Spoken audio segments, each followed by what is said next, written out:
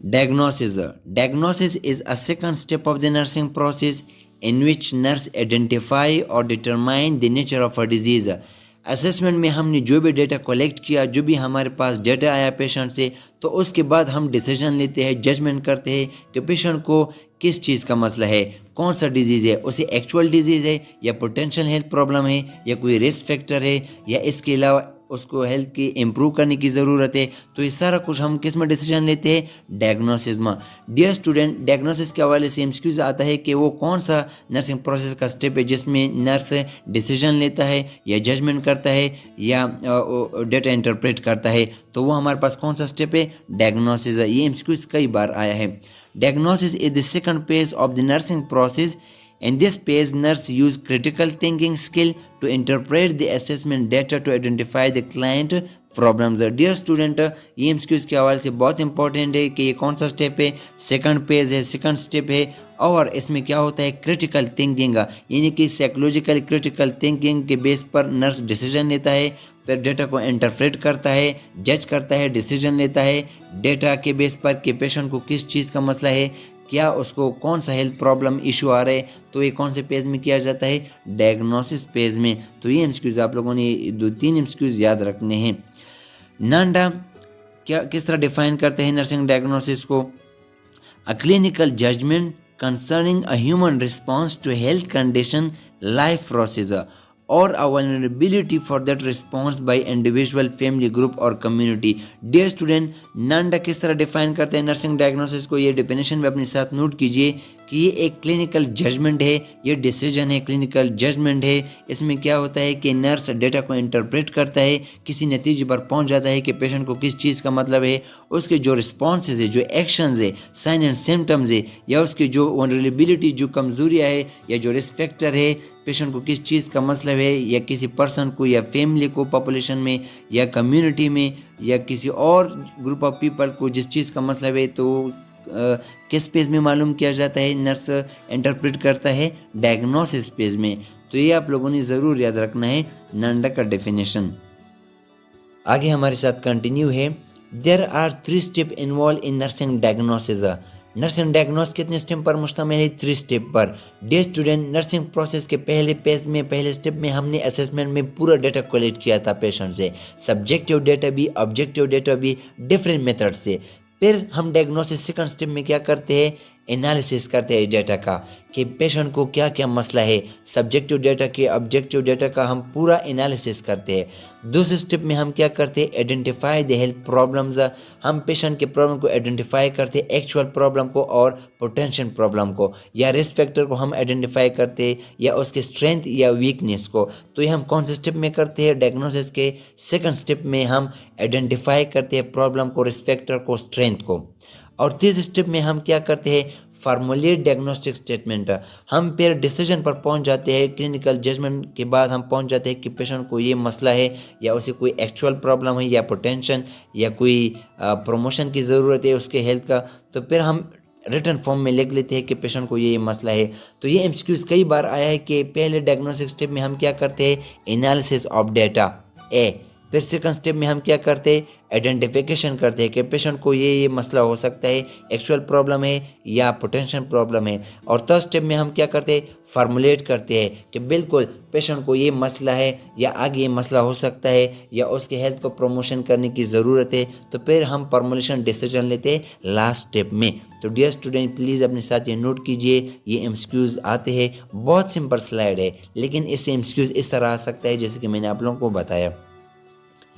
Next ہمارے ساتھ ہے status of the nursing diagnosis. Dear student, یہ آپ لوگ نے یاد رکھنا ہے کہ اسٹیٹس کیسے کہا جاتا ہے. اسٹیٹس ریفرز ٹو دی ایکچوالٹی اور potentiality of the diagnosis. Diagnosis کی ایکچوالٹی اور پوٹینشیلٹی کو کیا کہا جاتا ہے؟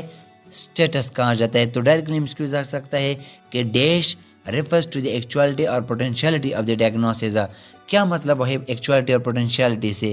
فار ایگزامپل، اگر کسی پیشنٹ کو ریئل میں کوئی مسئلہ ہے، سائن اینڈ سمٹم کو آبزرو کیا جائے اور یہ ڈیسیجن لیا جائے کہ اس کو یہ ڈیزیز ہے اس پیشنٹ کو، تو اس کا مطلب ہے کہ اس کی یہ اسٹیٹس ہے. اور پوٹینشیلٹی کا کیا مطلب ہے؟ اگر کسی پیشنٹ کو آگے فیوچر میں کوئی مسئلہ ہو سکتا ہے تو اس کو کہا جاتا ہے اس کی پوٹینشیلٹی. تو ایکچوالٹی اور پوٹینشیلٹی ڈائگنوسس کو کیا کہا جاتا ہے؟ اسٹیٹس کہا جاتا ہے۔ اس طرح بھی ہم اس جا سکتا ہے کہ the categorization of the diagnosis is called status, یعنی کہ ڈائگنوسس کو کیٹیگرائز کرنا، ڈیوائڈ کرنا کیا کہا جاتا ہے؟ اسٹیٹس کہا جاتا ہے۔ The kinds of the nursing diagnosis according to the status, directly ہم اس جا سکتا ہے کہ how many kinds of the nursing diagnosis according to the status? There are 6 kinds of the nursing diagnosis according to the status۔ کون کون سے؟ Actual diagnosis, health promotion diagnosis, risk diagnosis, wellness diagnosis, possible nursing diagnosis, syndrome nursing diagnosis. آئیے 1 by 1 اس کو detail میں discuss کر لیتے ہیں۔ Actual diagnosis نام سے ظاہر ہوتا ہے، an actual diagnosis is a client problem that is present at the time of the nursing assessment۔ example are ineffective breathing pattern and anxiety۔ dear student، نام سے ظاہر ہوتا ہے کہ اگر کسی پیشنٹ کو ریل میں کوئی مسئلہ ہے، فار ایگزامپل اگر وہ بریتھنگ صحیح طریقے سے نہیں کرتا، اس کا جو پر منٹ بریتھنگ ہے وہ 16 to 20 نہیں ہے، بہت زیادہ ہے، یا اس کے علاوہ اگر اس کو کوئی انزائٹی ہے، اس کے آپ ایکسپریشن سے معلوم کر سکتے ہیں، تو اس کا مطلب ہے کہ پیشنٹ کو ریل میں کوئی مسئلہ ہے، انزائٹی، ڈپریشن ہے، تو اس کو ہم کہتے ہیں actual diagnosis. It is based on the presence of associate sign and symptoms. اگر کسی پیشنٹ کے لیبورٹری لیب ٹیسٹ کی جائے، آبجیکٹیو ڈیٹا لیا جائے اور اس کے بلڈ میں اینٹی باڈیز ہو، تو اس کا مطلب ہے کہ کوئی بیکٹیریل انفیکشن ہے، تو اس میں اس کو ریل میں پرابلم ہے، تو اس کا مطلب ہے ایکچوئل ڈائگنوسس۔ ایمسکیوز بھی آ سکتا ہے کہ اگر کسی پیشنٹ کی لیبورٹری ٹیسٹ کی جائے اور اس کے بلڈ میں اینٹی باڈیز ہو، تو یہ کون سا ڈائگنوسس کہا جاتا ہے اس ڈائگنوسس کو؟ تو اس کا مطلب ہے کہ ایکچوئل ڈائگنوسس ہے کہ ریل میں اس کے ساتھ مسئلہ ہے پیشنٹ کے ساتھ۔ اوکے جی، ہیلتھ پروموشن ڈائگنوسس کیسے کہا جاتا ہے؟